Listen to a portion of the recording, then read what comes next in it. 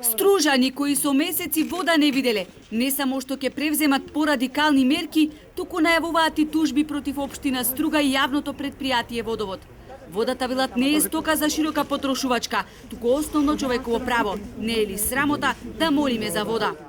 Не дека е време на пандемија и дека вода е задолжително да имаме, туку и без пандемијата вода се знае, основно човеково право. Овој проблем се провлекува со години и некој треба да го реши. Треба значи непослушност, треба некој по масовни протести, блокирање патишта, тие работи, пошто овој проблем не се решава, го имаме веќе многу години. Опозицијските градски советници велат дека уште пред 3 години побарале решавање на проблемот со водоснабдувањето, кога им било кажано дека наводно бил изготвен проект со кој ќе се овозможи користење на езерската вода за пиење, како што тоа го прават Охриѓани. Но ништо од тоа, велат советниците, кои обвинуваат за недомаќинско работење на јавното претпријатие Водовод. Факт е дека има огромно недомаќинско работење во ова јавно претпријатие години наназад. Продадена и зградата на јавното претпријатие.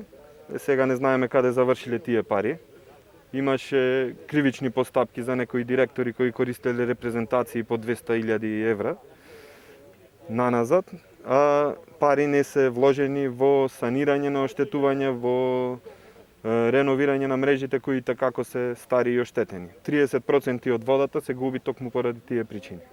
Никој не знае за колку пари се продаде не само општинската зграда во која беше сместено предпријатието, туку и целата парцела, вклучувајќи и дел од кеот на реката Дрим, каде што и се наоѓа продадената исклучително атрактивна локација, на која можеби утре ќе никне зграда, велат советниците.